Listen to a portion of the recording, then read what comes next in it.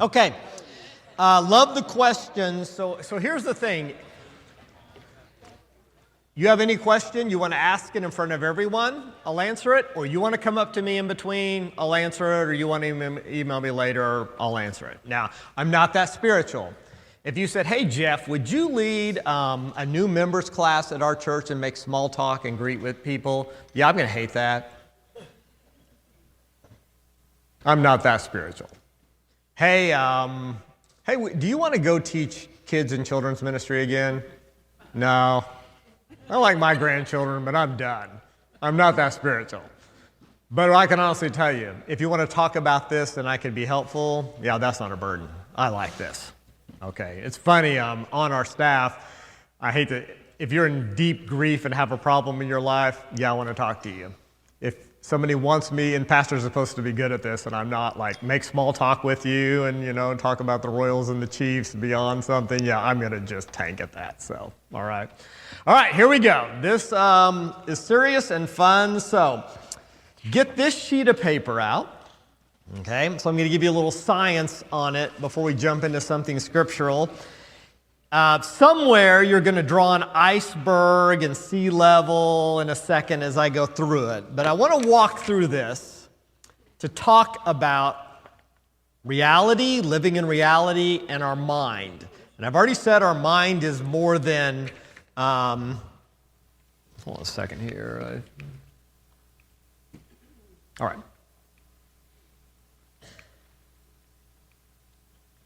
Okay. Our mind is more than just intellectual. But I do think this is interesting. So, this is kind of like a big overview of our mind or our brain. Fair enough? This sheet here, okay, on here. So I kind of want to walk through this and show you how everything is important, okay, because we tend to judge other people based on how they think or anything, I'm not... This isn't about evolution, don't believe. I'm not going to get into the debate about evolution, but no, I believe God made us, God made our brain. But here we go. We have reptilian, okay? That brain is your survival brain. You need this or you die, okay? In that, there's something called an amygdala. Now, it's scientific, but you're going to know what it is. That amygdala is fight or flight. I'm going to make this applicable to something real quick. But if you came at me with a knife, really, I should do one of two things or I'm going to die. If I think I can outrun you, I'm taking off. Because, I haven't been in a fight really since 6th grade. Okay. But in the end, I would fight. I'm doing that to what? You have it. It's what keeps us alive. What keeps us from walking into traffic. You have to have it. Now, can you overcome it? Yeah. Anyone in the military? Anyone as a first responder, any of that? You actually get trained. So you can get trained, which is helpful. But for the most part, you need that. Okay? It's the first thing developed in you, in your brain, as you're growing. Okay? Fight or flight. Okay. Now, let's just apply it to, we'll get to the end of the end. That's that one. Okay. Next, we'll develop is going to be the limbic system. Okay? And this gets more in depth with sympathetic nervous system, parasympathetic, but it asks a question, and it's very emotional. It asks the question, why? Why? Now, for anyone who's had children, you knew when this was being developed. Hey, you need to clean your room. Why? You need to be nice to your brother. Why? Hey, we're going to the store tonight. Why? You could just say ribbit. Why? Very emotional. Now, that's good. It's a great question. Now, to be honest, when we're in pain, okay, so I'll keep it light, but I'll keep it serious. Had a couple. We deal with this a lot, unfortunately. Had 4 kids. Youngest one, 18-month-old boy that lived out on property.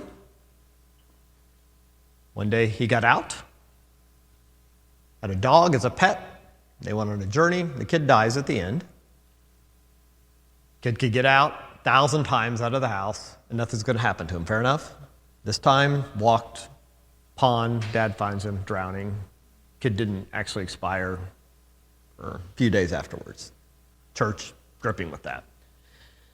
I start the counseling process. Here's the deal. What part, and I'm not just brain, mind, what question does he keep asking? Why? A lot of anger. Lots of anger. How long will he ask that why question? Till he dies. It's a loss. I pick this, don't mean to be heavy on a morning. I'll pick the big ones. Okay. That's a big one. Okay? That part of his mind, to some degree, will ask why. There's also a survival instinct. What do you mean? The survival brain? Yeah, I'd be meeting with him in sessions, and I literally felt like this. We're doing one of two things. Either I'm trying to pull him to talk because he's in such despair, right? Flight, or he wants to fight with me. And it went on for months. Now, the why God question is a bigger question. Don't want to get into that, and that's hard. But he was mad at the church. Always mad at the church. You'd hear a sermon and somebody would talk about their kid. And did the pastor know there's people in here that have lost kids? And just the anger, all of it. And I spent a lot of months with him. And I'll tell you, it's healing at the end. I remember one day I was in a session finally, and after I said, I can't just get to the God question right away, but I said, it's not the church's fault, your son's dead. It took a long time. I had to get him moving past that why question. Does that make sense? Now, I did something I've never done before. I kept telling him, find community, find friends. So I'll give you some hope at this. I don't mean to sink it. And he just never would. And he came in one day, and I literally said to him, because you don't really befriend people you're counseling professionally, I said, I'm dropping you as a client. I'm going to find you another counselor for you. He's like, ugh. You know why? Because I'd really grown to love him and his wife. And I said, I'm going to change. I'm not going to be your counselor anymore. We'll find somebody else. I'll be your community and your friend. I became friends with him. I'm close with him now. But here's the deal. That part of his brain was the reptile survival. Are you with me? And the other part of his brain was the why, the limbic. Now, here's the deal. Well, that's the immature part of our brain. No, it's not. It's what keeps us alive. People always say this. They used to tell me this, I have a friend I run with who used to say, he's really intellectual, and he'd go, the music in church, it's just too emotional. I go, yeah, it needs to be more emotional. I just say things to be ornery. Why? Because I'm cognitive. I'm rational. That's me. I need something to get me in touch with that. You know what? Or I'll just go and, learn stuff. Here's the point. That limbic, that's the why question. So here's the thing. The next one, executive functions, prefrontal cortex, that can ask the what question. Okay. The what question. And so, I'll just tell you this is nerdy stuff. This is for free, okay?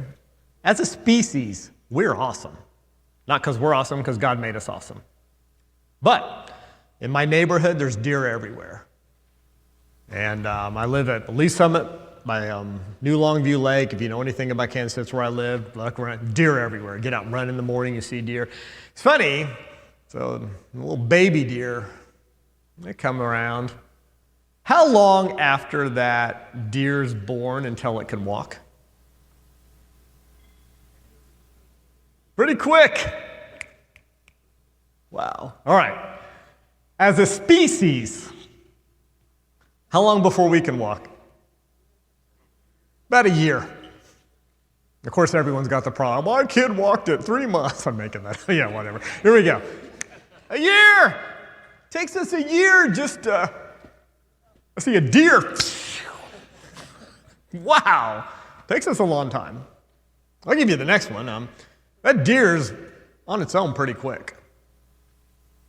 I know this is kind of morbid, but if we were left At what age would we have to be, in some sense, to be left alone where we wouldn't just die? How old as a species do we have to be before we really have to have somebody just taking care of us?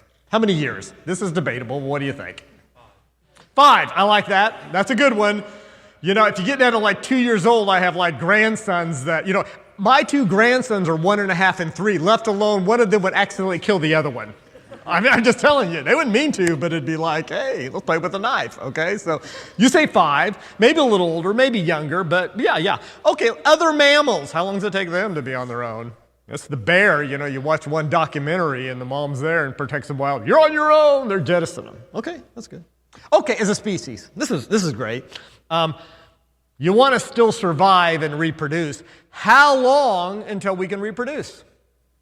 This is biology, by the way. 12, 13. We've got to be around 12 or 13 years. We've got to survive 12 or 13 years. If our species doesn't at least live to adolescence, we'd be gone in 1 generation. What else is like that? Oh no, they're like reproducing like crazy. So I'll give you the last one.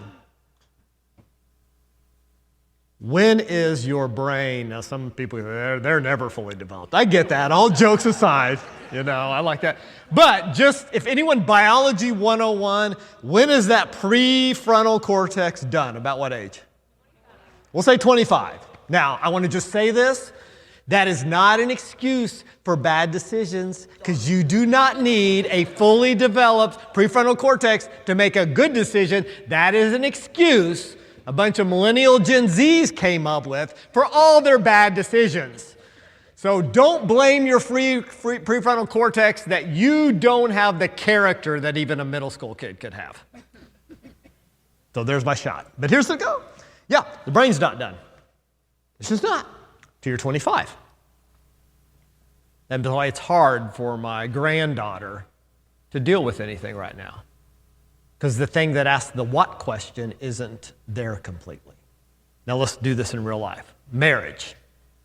If you, and trauma informs this, you get stuck. But here's the deal. And don't look at somebody at the table. All right, here we go. Do you know somebody and they're always living in the survival? Marriage counseling, they're either fighting or flighting. What happened in your life that made you feel like you always had to what? Survive. Are you tracking with me? Further developed would be the why question. And they can never get out of the why question. Why did this happen? Why me? Why the pain? Why? So counseling, it could be, let's move beyond survival and let's deal with the emotion and the pain, but sooner or later you ask, now what? Are you with me?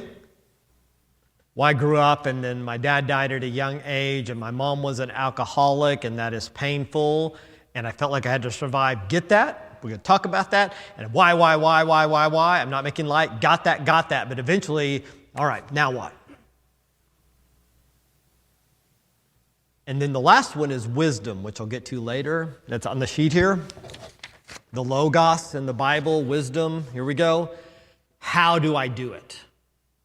So I'll give you this as a hack. It's not the training. What am I doing to train my children or my grandchildren? What am I doing to train them? I'll give you an illustration. When I was my senior year of high school, I had a teacher at Glendale High School in Springfield, Missouri. God rest his soul now. Mr. Gideon. And Mr. Gideon was so mean, really mean. You couldn't get away with this now. You get fired as a teacher. Public schools back then, he'd make kids cry. He'd kick them out of class. He'd be demeaning. I mean, he was horrible. He really was. His wife was a Christian. I'm not making this up. He used to tell this story. I like it when my wife's friends from her church come to my house to try to visit me and convert me. He was an atheist. He enjoyed arguing with them. And he's telling high school kids that. Is this a healthy man? No, it's horrible. And I'd be like, why do they let him teach, Dad? Why has this happened? He made this girl cry. Why? Man, I need to get out of that class. Man, you're not gonna. What? Yeah, you're going to meet worse than him in life. You better get a good grade. What are you going to do? Now, he's a good dad. How am I going to do it? Just one story. Child, you want to switch their brain at an early age. I'm at school and all the kids don't talk to me and my friends are, yes, and you listen and you empathize and all those things that I'm making light. Man, what are you going to do? You're training that part of their what? Brain. Now listen. Some people never got trained.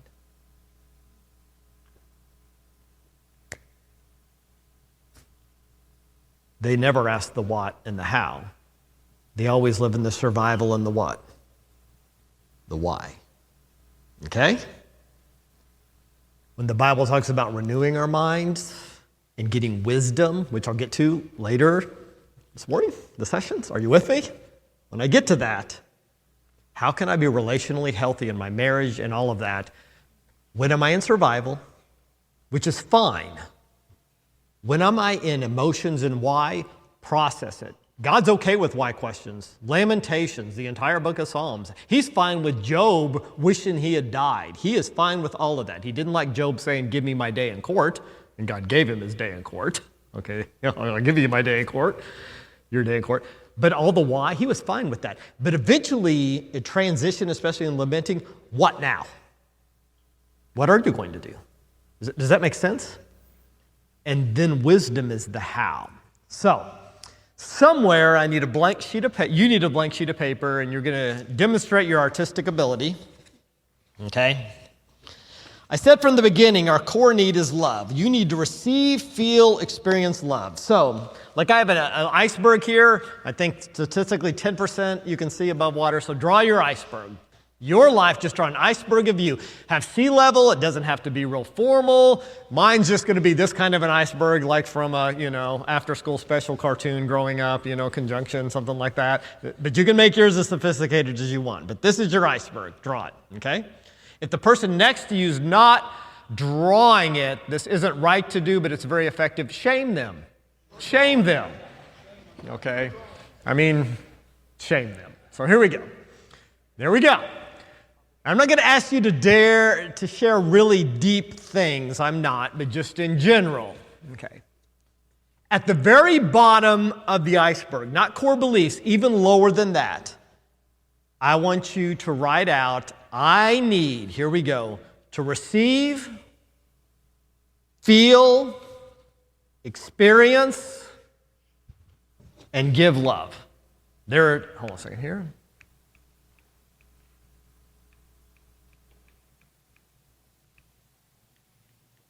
I'll find it on here real quick for you to go.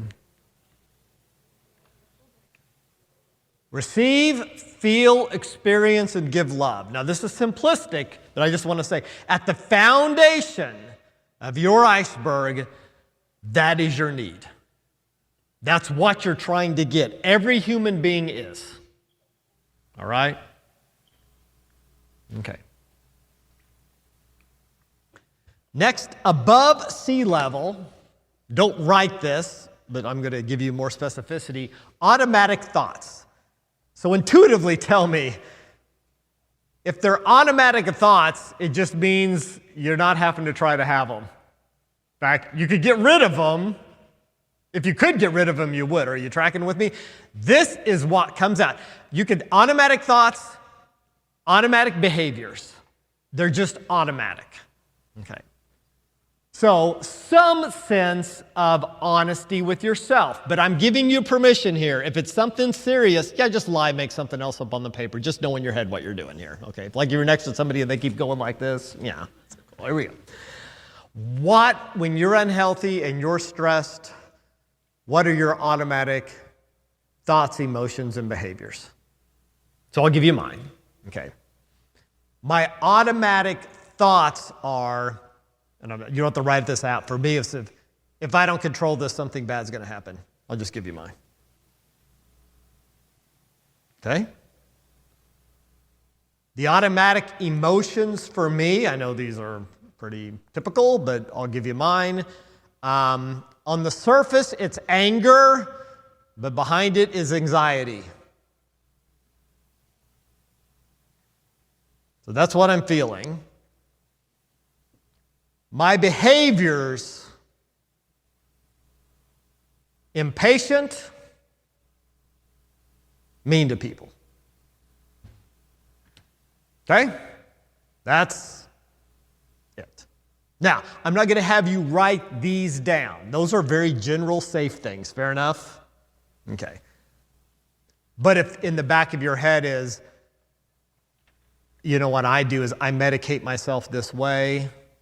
I have this addiction. I'm not being serious here. I think what it would be like not to live.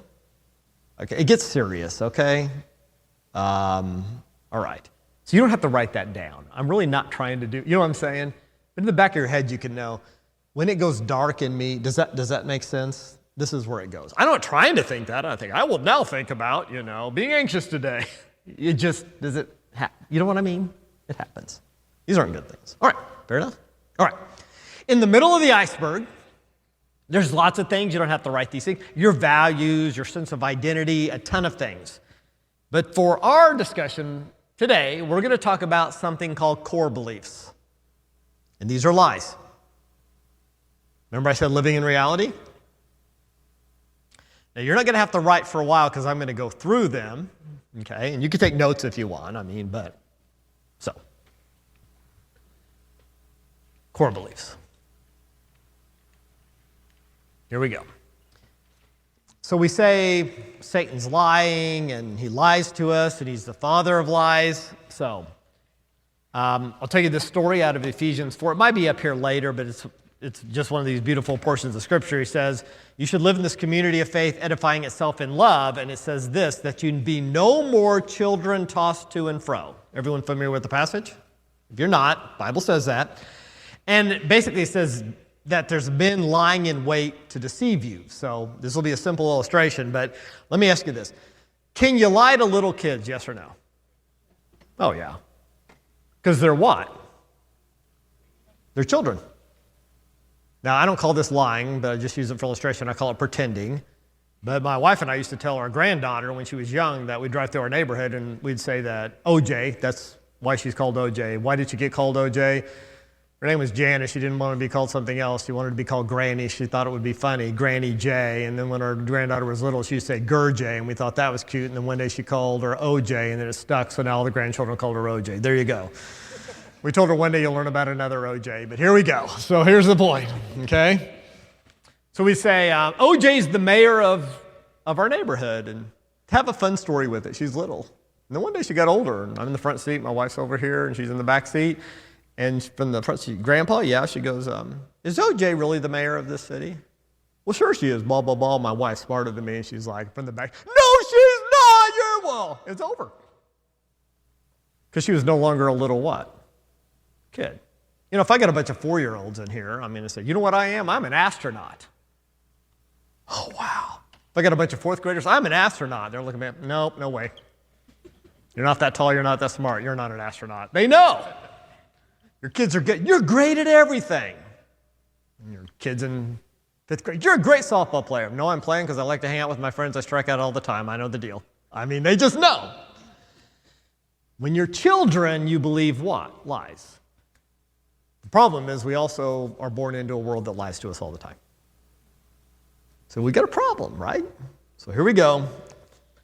I use this in counseling all the time. It's foundational. So of all the thousands of lies, there was a Christian psychiatrist named McMinn, and he came up with core beliefs. And what he did, and I love this, he put them in 3 big buckets.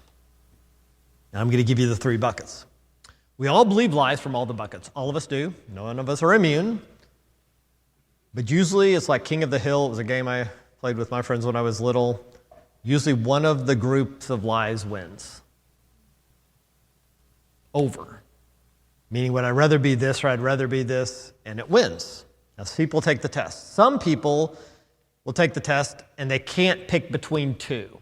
And you might not be able to do it today. You don't have to figure out. I'm just doing it as an illustration, but I think it's very helpful. This is the bucket of lies I live in. Well, I live in both buckets. That's very common. That was me trying to figure it out. Usually one we know we're not. And then with time, you process it.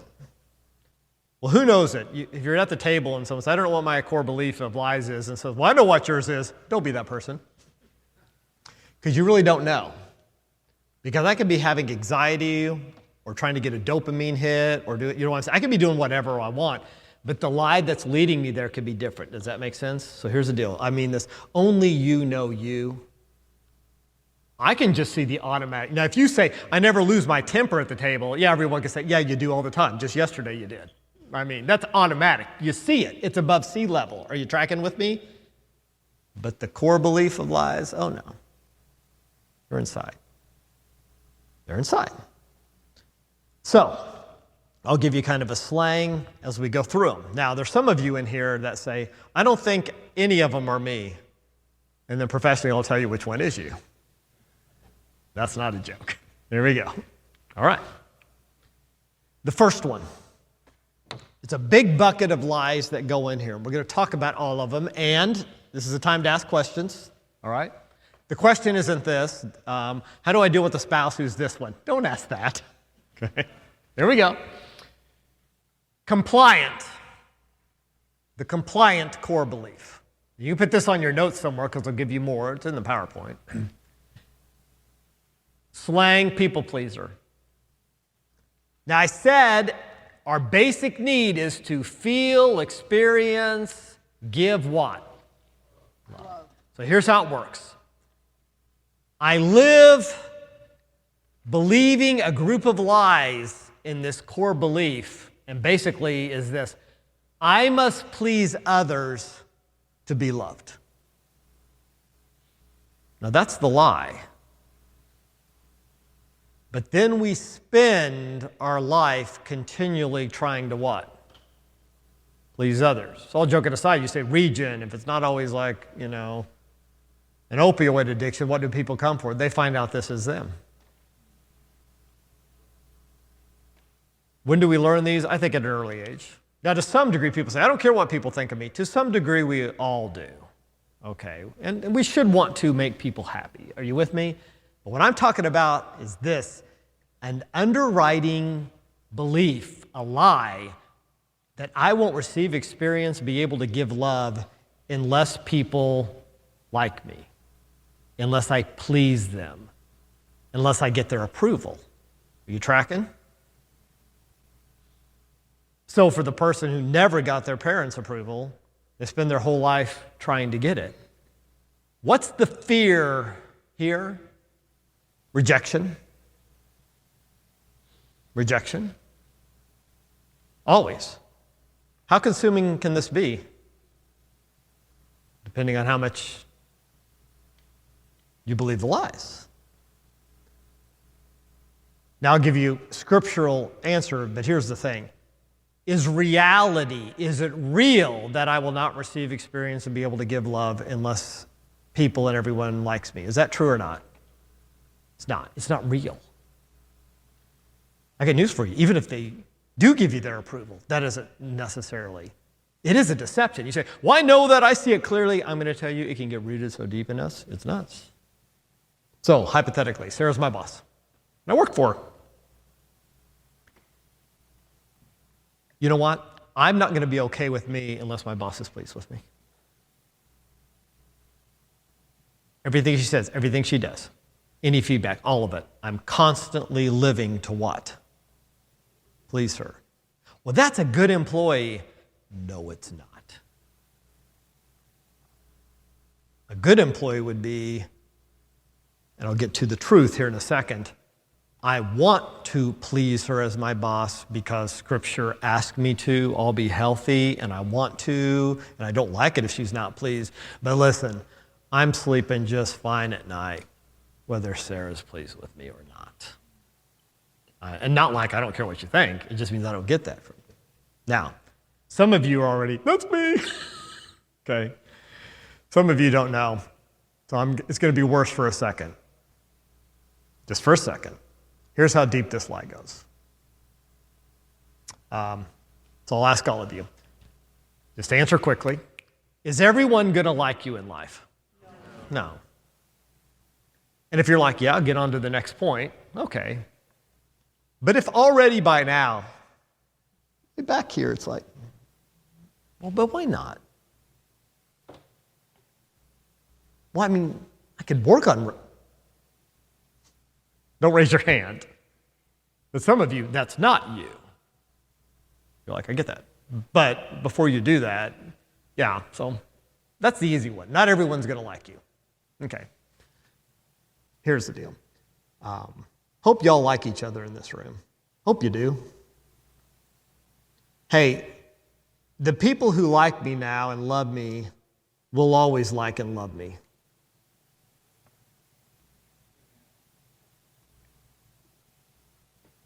Is that real? No. We haven't got to the bad one yet. So the first one was, is everyone in this room going to like you? Yes or no? Okay. Hey, do all the people who like you in this room, will they always like you? No. Does everyone in this room who tells you they love you really love you? Doesn't that question stink? Yeah. I mean, could there be people who you're like hanging out with who you feel like they love you and they hate you? It gets pretty raw, doesn't it? All my kids love me. I'm not trying to mess with you. I'm just telling you this. It's a lie. You living your life to get people to please you out of fear of rejection, that's not going to work. Now, here's the deal. Your motto is, I can perform. So if Sarah's my boss, I can be good enough, I can try harder, I can do better, I can take a course, I can continue my education. What do you need? How can I help? I can be overfunctioning. Is everything okay? Is the water good here? Do I need to get you another water? Can you get that? Just okay? Can I take this trash away for you? It's like, that's the overperforming people we always see. I'm just living my whole life to what? To please. Now I'm doing this for sake of excess. Are you with me?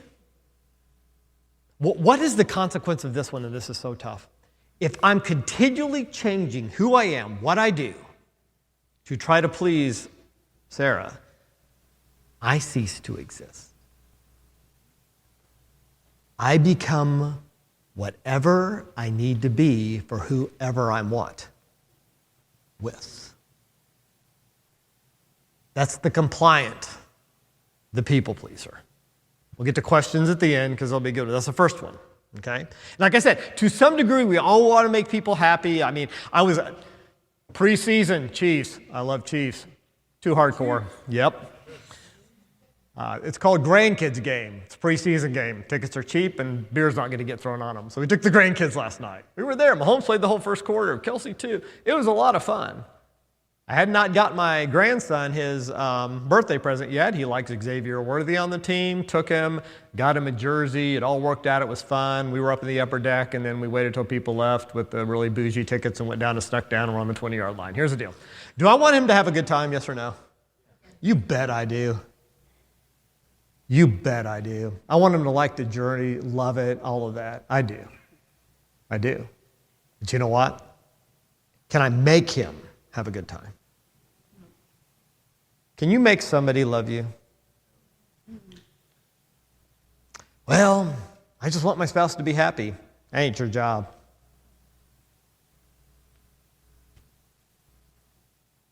That ain't your job. Now, here's the deal. You should become more lovable. You can make the path easier. You shouldn't be dysfunctional. Fair enough. But if you live with the burden of making somebody else happy, whoa, you ain't God. You're not God. You lose yourself with that one. Next one, the compulsive. This is vernacular slang perfectionist. So we got the first group of lies. Here's the second group. Perfectionist. Belief, I must be perfect or right to be loved. Okay? They will love efficiency, correctness. I have this joke I tell. It's kind of a joke. This is my wife. She wouldn't mind me telling. There is a right way to get somewhere driving. an inerrant, infallible way to get there. So we used to live in Independence, Missouri, and we drive downtown. If you're not familiar with Kansas City, you would get on I-70. You get on I-70, you say, if you get over in the far left lane right now, you can go all the way down. You don't have to change lanes when it's a convenient time, and you can actually take the exit.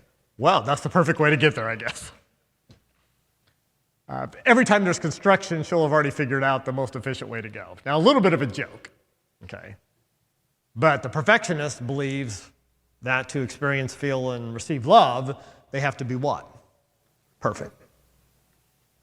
And not only them, but everywhere else. Everyone else. Men who are perfectionists think there's 4 jobs they can do perfectly and better than anyone else. I will give you the 4 jobs. As a man, if this is me and I'm off the charts, there's 4 jobs I think I could do better. The first one is I can pastor the church I go to better. The second one is whatever sports team that I like, I could be the head coach. The third one is wherever I work, I would be a better what? CEO. And the final one is it doesn't matter who the president is. I know what I'd do if I ran. Here's the deal. I'm making jokes on this one, but now I'll get a little more serious. The motto is, I'm right. It's about winning. We have this little cliche as a counseling hack. I'm not saying it's always right, but the question is, do you want to be right or do you want to be happy? If you win, they have to what? Lose. No relationship, no skills. So the compliant, the big deception is, do you have to have everyone please you? No, that's not reality. Here's the reality for the compulsive or the perfectionist. Truth in love, you're not right.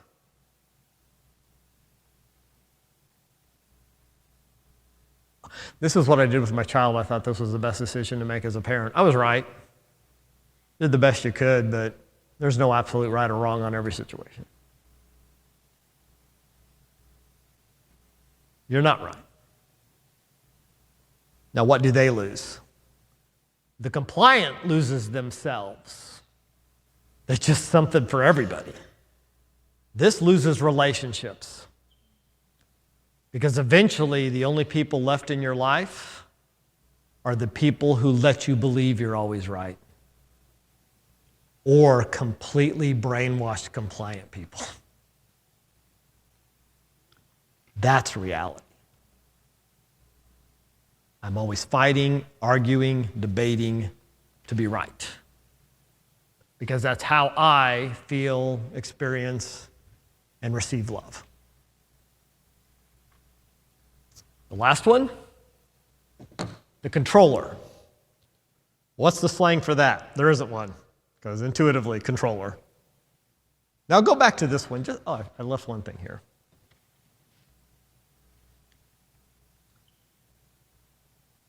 Compulsive, also obsessive. The perfectionist will take up compulsive behaviors to medicate themselves. Obsess about it. Neurotic. The controller. Belief. I must control to be safe. I will experience, receive, and I will give love. But to do that, I must control. There's 2 kinds of controllers, internal and external. The internal controller often has to control everything about themselves. How they look, their appearance. Sometimes people, eating disorders, when you've had to deal with it, often the root of that will be control. I must control everything. The inner controller. There's the outer controller, has to control the universe and everyone else. So here we go. How do controllers control? Give me some ways. Love bombing is a way. But that's actually a smaller of a bigger category. If I'm love bombing you, what am I trying to do? Meta and big. I'm manipulating you. So we'll just cut to it. Controllers learn how to manipulate. weird.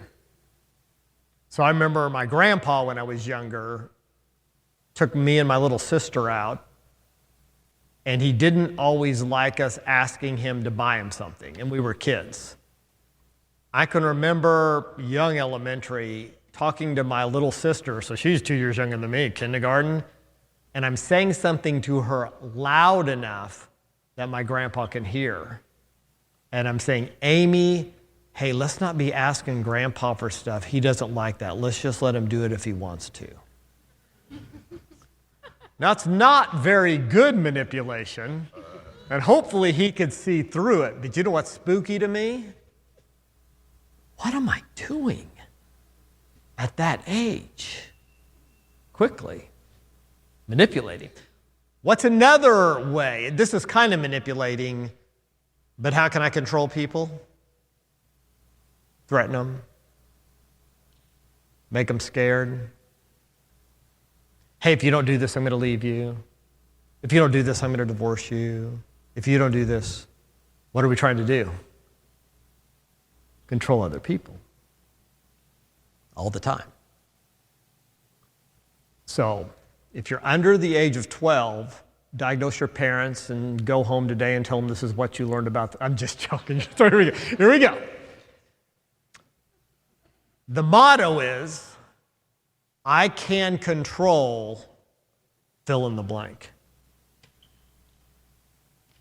The universe, my future, and I work towards that all the time. Now here's the funny thing.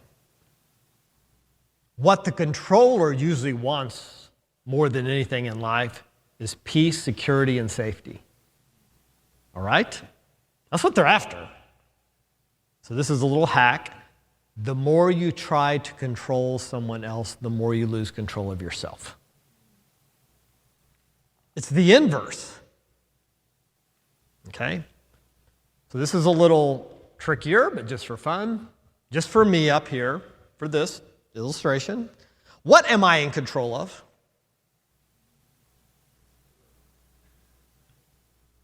What am I in control of? Who said nothing? I'm in control of nothing. Now you can say, well, your responses. To some degree, I have some control. But I got news for you. Even my responses are what I've learned through the people who've taught me where I grew up. You say, well, you could choose between in this and this. Okay, I hate talking about politics, but just stay with me for a second. You can control whether you vote Democrat or Republican. Yeah, I get that, but to be honest with you, I didn't grow up 60 years ago. I couldn't vote for Mao because it was communism and I didn't live back then. Meaning, even the choices I have are what? Restricted. Hey, where are you going to go to church? Well, you're probably thinking someplace in Colombia. Why didn't you just think, well, Brazil, because you don't want. Live there. Meaning, the Bible, I can control what I say. James says I don't have any control over what? As much as I think I control this, sometimes it just, says whatever it wants. Are you tracking with me? Here's what the controller doesn't realize. You're not in control of anything. Now, you're responsible, but you don't control. You're not God. They lose peace. Now, let's just walk through this from a Christian worldview, because there's beauty in this, because there should be healing in this. What is the truth, the good news, the gospel, God? What would he say to the compliant people pleaser? Tell me something, God, that's reality. You could be a counselor for a second. What would he say? Here, God, I feel like I have to please my wife. I feel like I have to please my kids. I feel like I have to please my life. If people don't like me, I'm not going to do it. What's God going to do that's real? And tell me, what's the reality of that? How can you believe if you seek the praise of man? Okay, so I can't. Who should I be trying to please? Okay. You're like a fourth of the way there. Give me something else. Oh, so now I got to live my whole life to try to please you. Wow, I thought the standard of my spouse was high, Jehovah. While we were still sinners, Christ died. Okay, but give it to me in vernacular. Like you're my dad. You love me. Say it more. I want to please you, I want to please you, I want to please you. I'll give you this. Here's the deal. My grandson, he's there. He's 8 years old. He's 9 years old. I'm taking him to a Chiefs game, and I'm buying him a jersey worthy, man. It's $100. Yeah. Man, he's looking up at me, and Grandpa, man, am I good enough for this jersey? Are you pleased with me? Are you happy enough with me for this jersey? You know what I say? You know what? You did pretty good this week, and you're trying hard at school, and you're making some good friends, so I bought you the jersey. Is that what I say? What do I say? I'm already pleased. I already love. Now give it to me theology. Why can God say that? God is love, but I have problems because I'm kind of jacked up. How did he take care of it? And there's your answer. While we were yet sinners, what? Yeah. I got news for you. You didn't earn it. You didn't earn it. You never could have earned it. My grandson can do nothing to be loved more by me. And I got news for you. He can do nothing to be loved less. The reality of the gospel from God is we do not have to perform for him.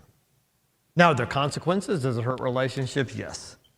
But it's never that. See the beauty of the reality? What's real? What's real is you can never please everyone on this planet anyway. What's real is that's not your goal, and what's really real is the one who needs to be pleased more than anyone is pleased. That's the reality. That's that lie. Now let's go to the perfectionist. I have to be perfect to receive, experience, give, and feel love. Fair enough? What's God say to me about, God, I need to be perfect? None righteous, no, not one. Yeah, you're not, and you never will be. What? I'm perfect, and I got news for you. I had a son, and at a baptism, when the commission goes out, this is my beloved son in whom I'm already what? Pleased. Not to get all theological, he doesn't look at my righteousness for perfection at all. It has been imputed to me.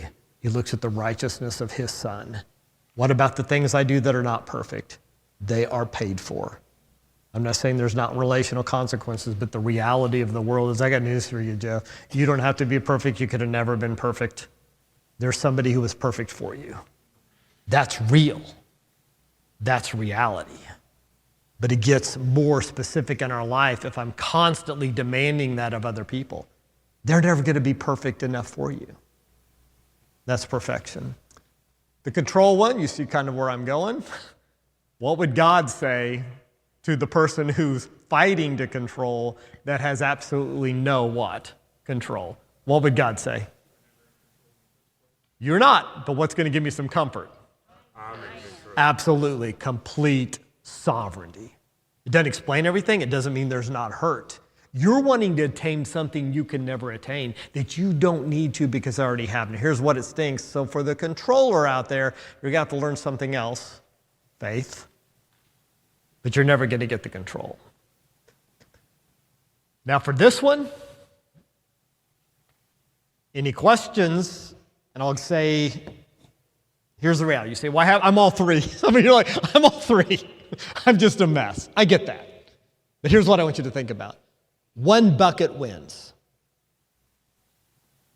One bucket wins. So a little honesty here. Mine's a controller. It is. That's me. I feel safe and secure when I'm in control. That's me. Well, do you want people to like you? Yes, I do. Would you think you're right? Yeah, I can be a little arrogant. But if at the end of the day, in my life, if there's a situation, one lie wins. Would I rather have them approve of me? Would I rather be right? Or would I rather be in control? Are you with me? For me, what rises to the top of the hill, I'll have you not like me. I don't have to be right. I just want to feel safe and in what? Control. For the compliant, it's this. I don't have to be right. And I'm not trying to control all this. Am I okay to you? And for that perfectionist, oh, no, I don't have to be in control. I don't know how it's going to end up. And whether you like me or not, I can live with that. But I know I'm what? I know I'm right. So this will be, and here's the deal. This is not deep, share your inner secret. I promise you didn't sign up to come here on a Saturday morning to turn into a process group, I promise. But here's what I'd like you to do. At your table, first of all, at your table, discuss which one you might be. That's it. So you say, well, how does this work for you? How does this really help you? When I get anxious and mad and frustrated in my life or try to medicate myself in unhealthy ways, I will drill back down saying what I really need is love. But here's the lie. Jeff, what are you trying to control? It's a great question. Well, I'm not trying to control anything. Yes, you are. Because that's when that comes up in your life. The people who work for me, they know. We have a good relationship. They'll tell me I'm not patient sometimes. When I'm not patient, I'm trying to what? Control. Usually them. So, all right. Any questions on this or between the two? Usually, here's the deal. So I'll just give you this. I'm not any of these. You're probably the compulsive. Sorry. You just don't see them. You're not right. Compliant, you can usually see. Here's one that people will get stuck on a lot. I'm arrogant enough to see the compulsive I argue to be right. I mean, it's in me. It is. But then there was also the controller. Does that make sense? So I really wrestled in my own life. But then I finally realized when the automatic negative things happen in my life, not living in reality, I'm trying to control. And I realized one of the biggest weaknesses of my life is, you know what book of the Bible I love the most? I like Proverbs. Do this, this happens. Be wise, stay on this path, make good choices. I just love that. It's very mechanical. Well, just really trust God for things. Now, I don't want to do that. I want to make good choices and go to school and get a degree and get a safe job and do safe things and not take a lot of risks. You know what I'm saying? That's what I want to do. Well, you need to really trust God for stuff. I don't like trusting. Messes with your control, doesn't it? Any questions on what you might be or one of these or yes?